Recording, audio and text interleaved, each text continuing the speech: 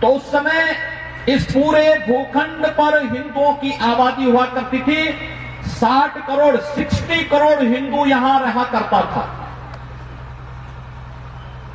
712 ईस्वी में। और 1947 में जब भारत आजाद हुआ था, उस समय भारत और नेपाल, पाकिस्तान और जो वर्तमान का बांग्लादेश है, इस सब की आबादी मिलकर के हिंदुओं की कुल आबादी बची रही मात्र 33 करोड़। यानी 1235 वर्षों में हमारी आबादी 60 करोड़ से बढ़कर के 120 करोड़ नहीं हुई, 100 करोड़ नहीं हुई। हमारी आबादी 1235 वर्षों में घटी, हम 60 से 30 पे आ गए। ये क्या साबित करता है? हिंदुओं पे क्या अत्याचार नहीं हुआ? क्या हिंदुओं को रौंदा नहीं गया? क्या हिंदुओं के मंदिर तोड़े नहीं गए? क्या हिंदू परंपराओं को लांछित और अपमानित नहीं किया गया? और उस सब के बावजूद कभी भी हिंदुओं ने किसी का हित नहीं किया। दुनिया के अंदर आप जाइए, आज आप देखते होंगे अरब जगत में, वहां पर इराक के अंदर आईएस नाम का एक अलकायदा का आतंकवादी वहां पर आकर के वहां पर किस तरीके से गैर मुस्लिमों को काट रहा है। गले यानी चाकू से गले को रेता जा रहा है।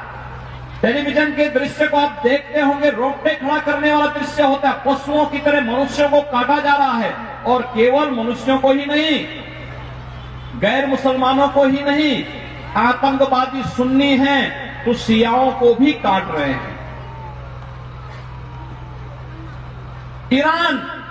ईरान का जो मूल अर्थ था वो पहले आर्यन देश था, आर्य का मूल निवास स्थान था।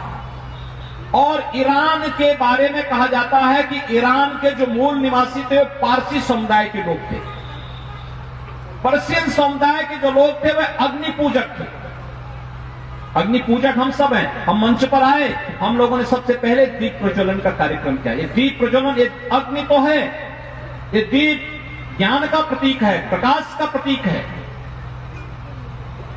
ये अच्छाई का प्रतीक है, ये रचनात्मकता का प्रतीक है, ये सकारात्मक ऊर्जा का प्रतीक है।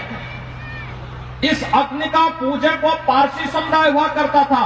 और अभी आपने इराक के अंदर भी देखा होगा, जो यजीदी समुदाय है वो अभी इसी अग्नि का पूजक है, इसी अग्नि का पूजक है। पारसी समुदाय को ईरान से समाप्त कर दिया गया। पारसी समुदाय अगर कहीं बचा हुआ तो केवल हिंदुस्तान में बचा हुआ है, बाकी नहीं बचा है, समाप्त हो गया, सब वहां पर इस्लामीकरण हो गया। अफगानिस्तान, आपने महाभारत को आपने देखा होगा, महाभारत का दृश्य, महाभारत ग्रंथ आपने पढ़ा होगा, सुना होगा, या उससे पहले रामायण काल में आप जाइए, महाराजा दशरथ की रानी कैकेयी वह तो उसी अफगानिस्तान से थी जो आज अफगानिस्तान अलकायदा की चपेट में है। आप महाभारत में आएंगे, धृतराष्ट्र की पत्नी गांधारी वर्तमान कंधार की है, जो आज का कंधार है अफगानिस्तान का, उस कंधार की थी। इसका मतलब वहां हिंदू राजा हुआ करता था। लेकिन आज हिंदू राजा वहां नहीं, आज जो पूरी तरह इस्लामीकरण वहां का हो गया। हम गलती न करें, अतीत में जो गलती ईरान के साथ हुई, जो गलती अफगानिस्तान के साथ हुई, जो गलती पाकिस्तान और बांग्लादेश के साथ हुई, उस प्रकार की गलती करने की भूल हिंदू समुदाय, पूरी दुनिया के अंदर रहने वाला हिंदू समुदाय कतई न करे।